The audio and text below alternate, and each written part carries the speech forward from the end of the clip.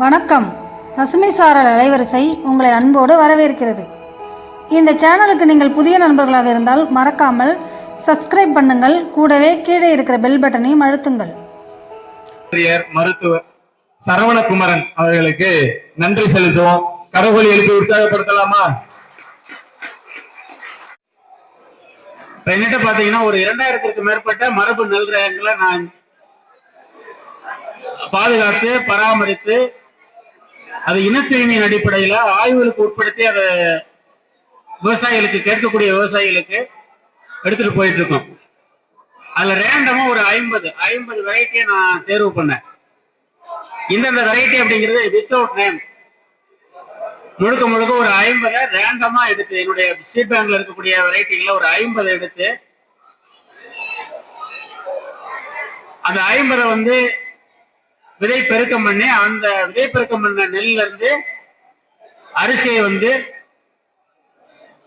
Develop பண்ணி அதை ஆய்வுக்கு உட்படுத்தப்படும் பொழுது அந்த 50க்கு மேற்பட்ட ரகங்கள்ல ஏறக்குறைய 30க்கு மேற்பட்ட ரகங்கள்ல இவங்க சொல்றாங்க பாத்தீங்களா, பயோ போர்டிபிகேஷனுக்கான ஒரு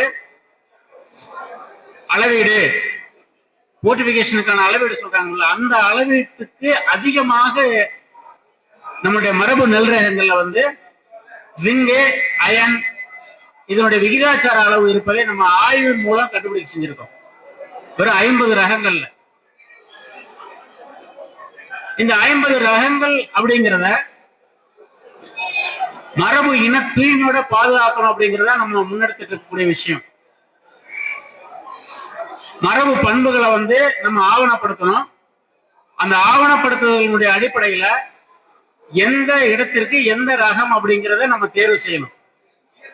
இப்ப எடுத்துக்காட்டா பாத்தீங்கன்னா, இப்ப காட்டு யானை அப்படிங்கிற ஒரு வெரைட்டி நம்ம என்ன பண்றோம் அப்படின்னா எல்லா வகையான நிலங்களையும் அதை பயிர் செய்யறோம்.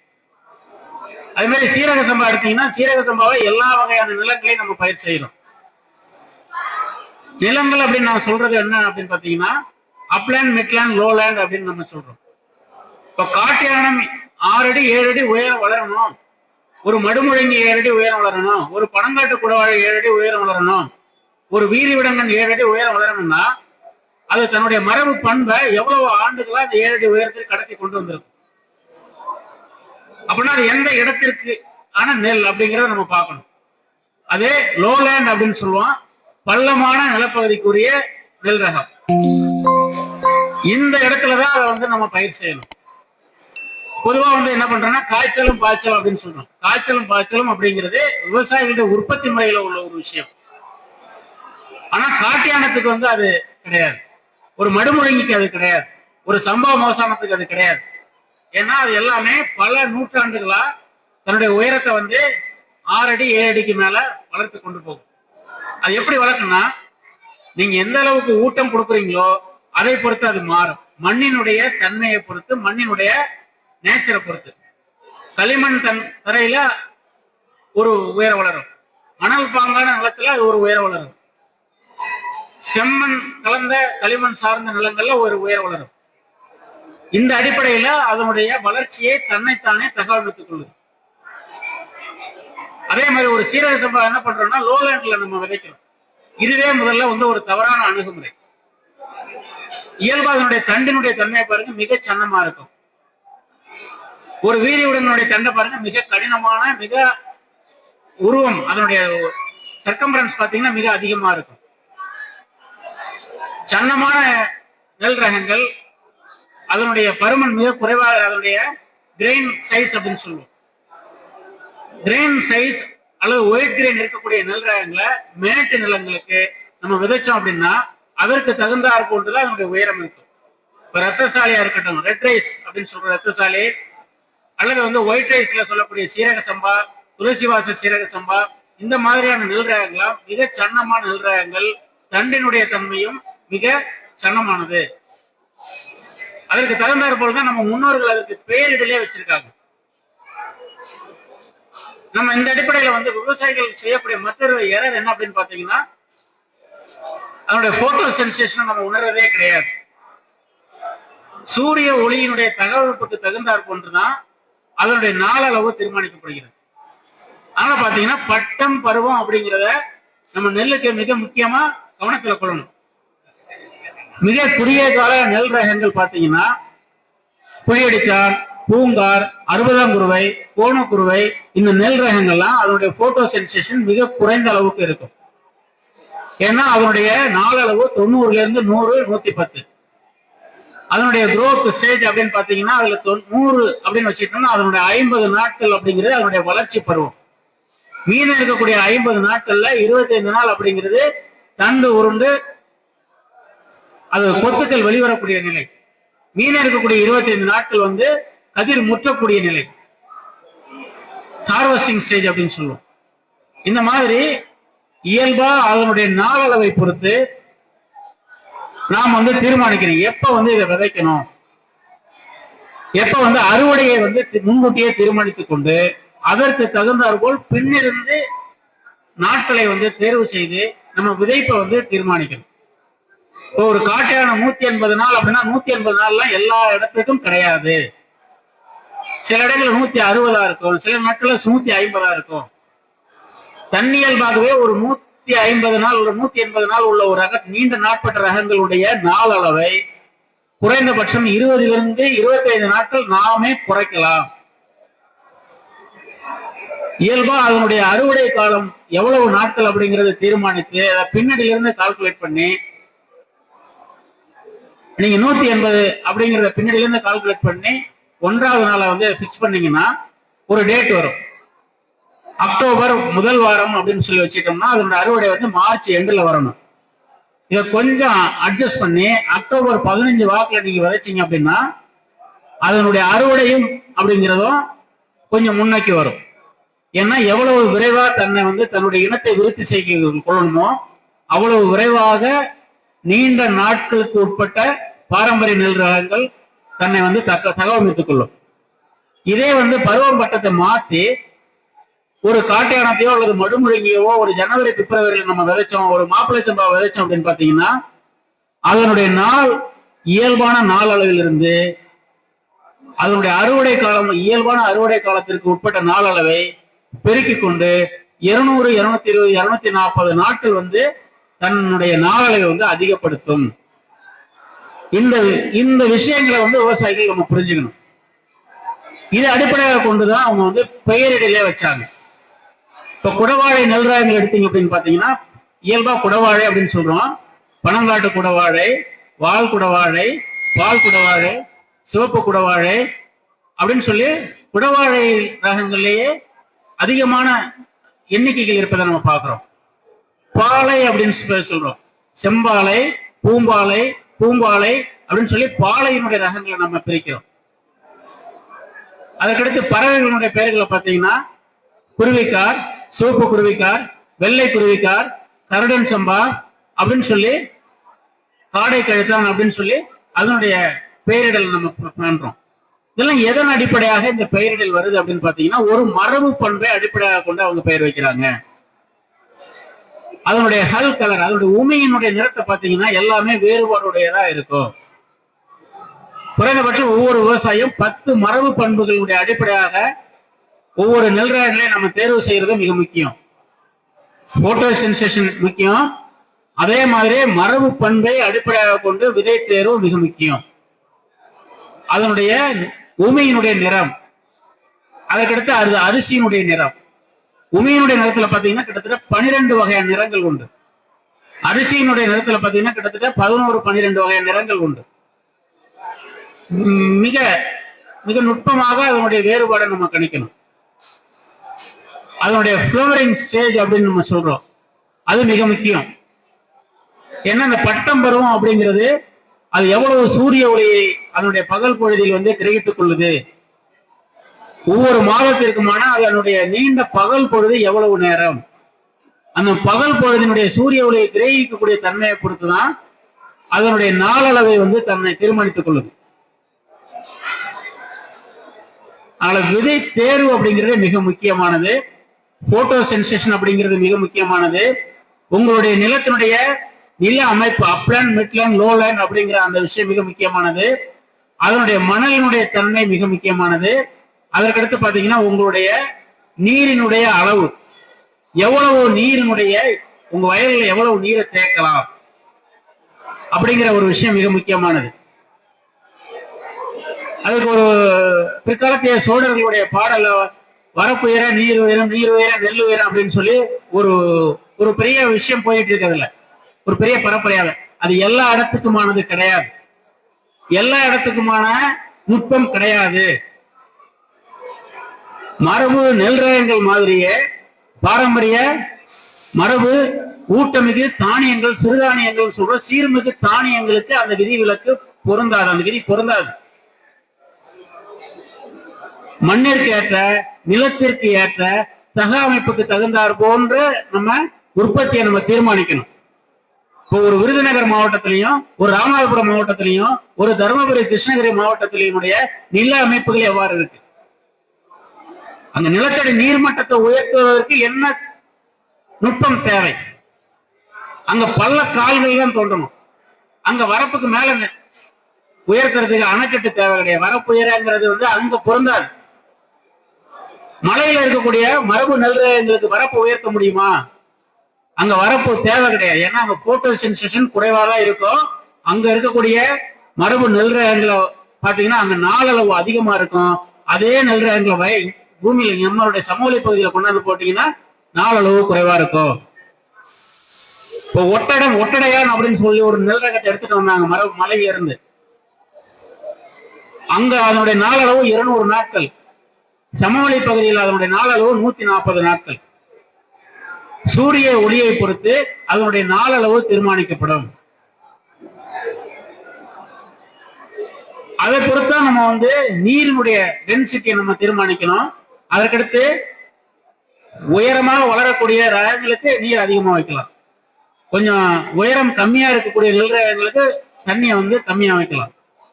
தண்ணியை எந்த நெல் ரகங்கள் அதிகமா தேவையோ அதுக்கு அதிகமா வைக்கணும். அப்பதான் அதனுடைய மரபு பண்பு நீண்ட காலம் காலங்காலமா கடத்தி கொண்டு வரப்படும். அப்புறம் பாத்தீங்கன்னா பெயரிடல பாத்தீங்கன்னா சில வாசனை அரிசிகள் அப்படின்னு சொல்லி நம்ம பாக்குறோம். வாசனை அரிசிகள் அப்படின்னு சொல்லி பார்க்கும்போது அது அதனுடைய அரோமேட்டிக் நேச்சர் அப்படிங்கிறதும் மிக நுட்பமான ஒரு விஷயம். இப்ப ராதா திலக் அப்படிங்கிற ஒரு நெல் ரகம் உண்டு. வாசனை சீரக சம்பா, துளசி வாச சீரக சம்பா, இலுப்பை பூச்சம்பா, இந்த மாதிரி பல்வேறு மரபு ரகங்கள் அதனுடைய வாசனை அரோமேட்டிக் இன் நேச்சர் அப்படின்னு சொல்றோம். அரோமேட்டிக் இன் சென்ஸ் அதுக்குள்ள ஒரு மருத்துவ குணம் ஒளிஞ்சிட்டு இருக்கு. எந்தெந்த ரைஸ் வெரைட்டி எல்லாம் வாசனை தன்மை உடையதாக இருக்குதோ அதெல்லாம் கார்டியோவாஸ்குலர் சிஸ்டம் அப்படின்னு சொல்லுவாங்க, இதயத்துல வேலை செய்யும். எந்தெந்த அரிசிகள் எல்லாம்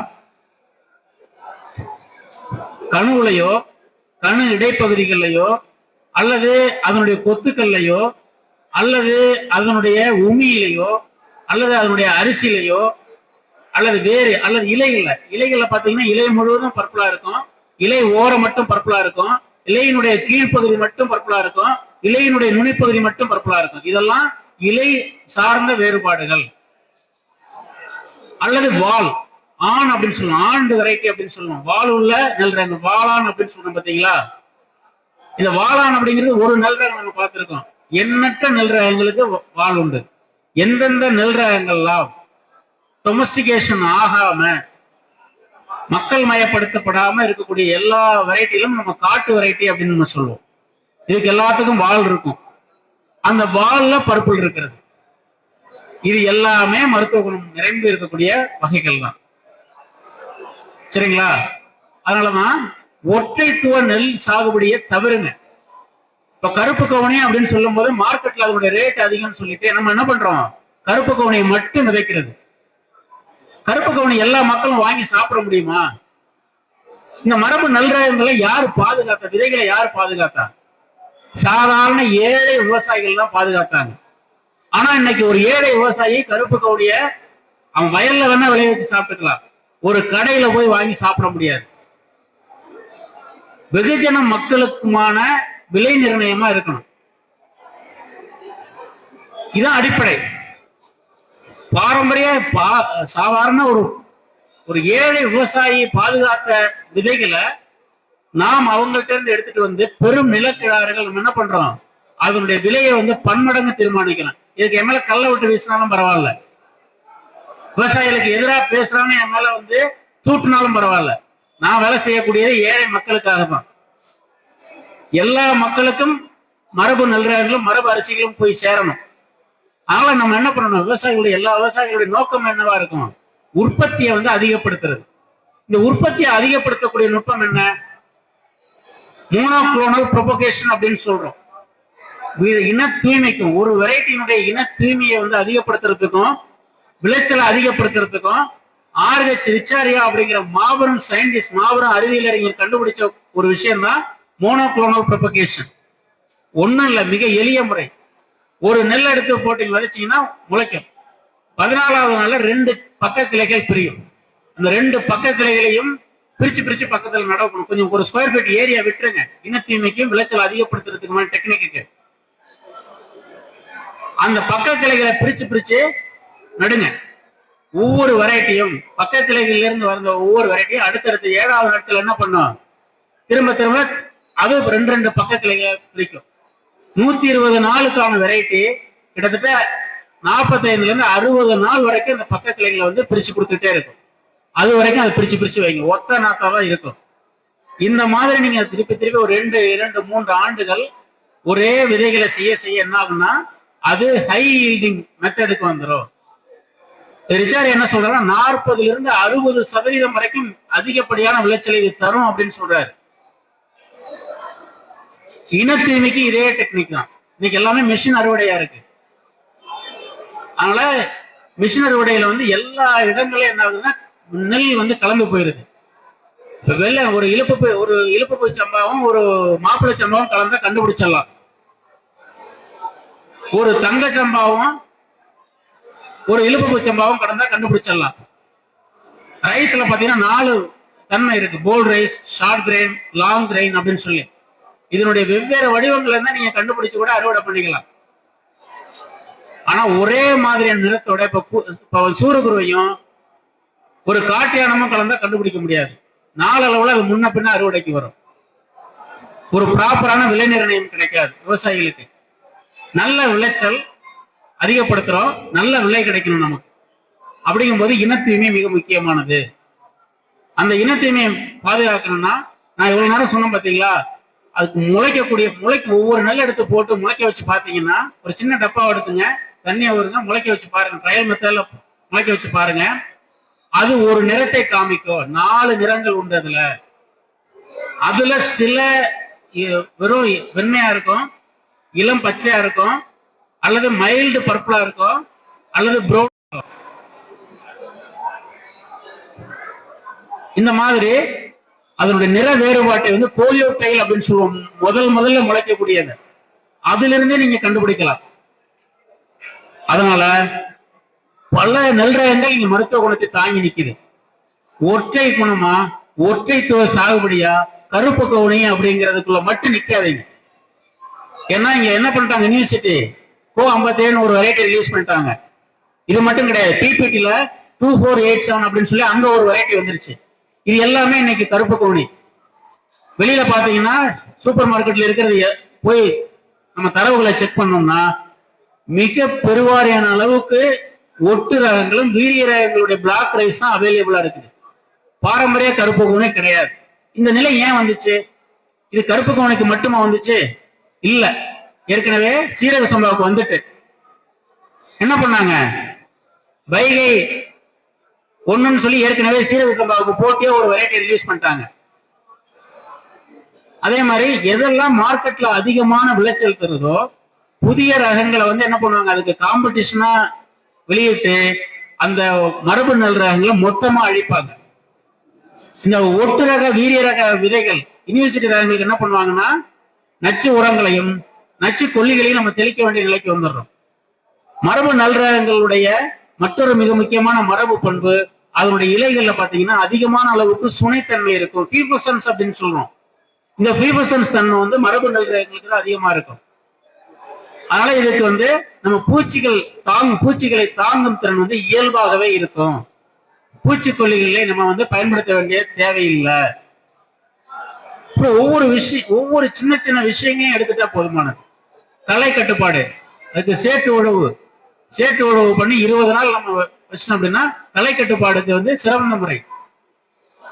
மற்றொரு அதிக விளைச்சலுக்கான நுட்பம் அப்படின்னு பாத்தீங்கன்னா இந்த பாய் நாற்றங்கள்ல பாத்தீங்கன்னா வேறு அருவாம எடுத்து நடும் பொழுது அந்த நடவை வந்து மேல வச்சு நடணும், ரொம்ப ஆழமா வச்சு நடக்கூடாது. மேல வச்சு நட்டீங்கன்னாவே என்ன ஆகும், அதோட கிளை வெடிக்கக்கூடிய தன்மை வந்து அதிகமா இருக்கும்.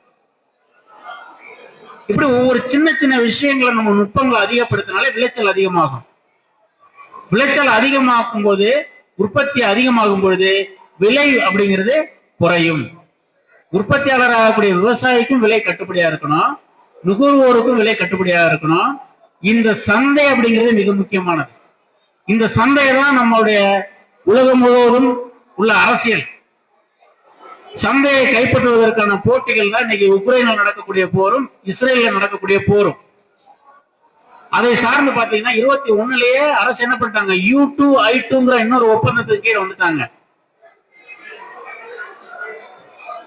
சரியா? யூ அப்படிங்கிறது UAE அரபு, US ஐ அப்படிங்கிற I2ங்கிறது இஸ்ரேல், இந்தியா. இந்த நாளும் வந்து வேளாண் துறையில இன்வால்வ் ஆகுறது. இப்படி பல நுட்பமான விஷயங்களை வந்து பெரும் முதலாளிகள் நமக்கு எதிராக செஞ்சுக்கிட்டே இருக்காங்க. நாமும் அறிவு சார்ந்து, அறிவியல் சார்ந்து, அரசியல் சார்ந்து எல்லா தளங்களையும் நம்ம புதுப்பிச்சு கொண்டே இருக்கணும். எவ்வளவு தூரம் நம்ம உற்பத்தியில நம்ம கான்சன்ட்ரேட் பண்றோமோ அது மாதிரி சந்தைப்படுத்துதலையும் கான்சன்ட்ரேட் பண்ண வேண்டியதா இருக்கு. ஏன்னா மரபு நெல் ரகங்கள்ல வந்து மிகப்பெரிய தேக்க நிலை சந்தைப்படுத்துதல். ஏக்கர் கணக்கில் உற்பத்தி பண்றாங்க, மிகி உற்பத்திக்கு போகாதீங்க. இது பெரும் நிறுவனங்களுக்கும் பொருந்தும், சாதாரண விவசாயிகளுக்கும் பொருந்தும். வீட்டு தேவைகளுக்கு முதல்ல உற்பத்தி பண்ணுங்க. அவங்க குறைந்தபட்சம் 3 ரகங்களை தேர்வு செய்யுங்க. ஒரு வெள்ளை அரிசி, ஒரு சிகப்பரிசி, ஒரு கருப்பரிசி. 4 பேர் கொண்ட குடும்பத்துக்கு 20 மூட்டை இருந்தா போதும். தற்சார்பா முதல்ல உற்பத்தி பண்ணுவோம். நஞ்சத்த வேளாண்மை நம்ம எடுத்துட்டு போவோம். அப்புறம் கேட்கக்கூடிய நண்பர்களுக்கு சந்தையை வந்து கொஞ்சம் கொஞ்சமா நாம் கைப்பற்றுவோம். சந்தையை கைப்பற்றுதெல்லாம் ஒவ்வொரு விவசாயிகளுடைய தீர்மானகரமா இருக்கணும். வெறும் உற்பத்தி அளவுல நிக்க கூடாது. அதுக்குதான் நான் வைக்கக்கூடிய தொடர்ச்சியா நான் முன்வைக்கக்கூடிய திட்டம் நம்ம ஐயா எங்கள் சரியா சொல்லி முடிச்சாங்க, கூட்டுறவு அப்படிங்கிறது. இத நான் போற்றி வணங்கக்கூடிய நம்மாழ்வார் ஐயாவுடைய சார்பாக இதை உங்கள்கிட்ட சமர்ப்பிக்கிறேன். ஒருங்கிணைந்த கூட்டு வேளாண் பண்ணை, கூட்டுறவு உற்பத்தி, கூட்டுறவு சந்தை, இந்த விஷயாதனத்துக்குள்ள நாம் வந்தால் மட்டும்தான் வருங்காலங்களில் நம்ம சர்வே பண்ண முடியும். மிக மோசமான பொருளாதார சூழ்நிலை நோக்கி நம்ம போயிட்டு இருக்கோம். வேளாண் சந்தை தான் இறுதி அப்படிங்கிறது முதலாளிகளுக்கு தெரியுது. ஆனா விவசாயிகளாகிய நாம் அதை உணரல.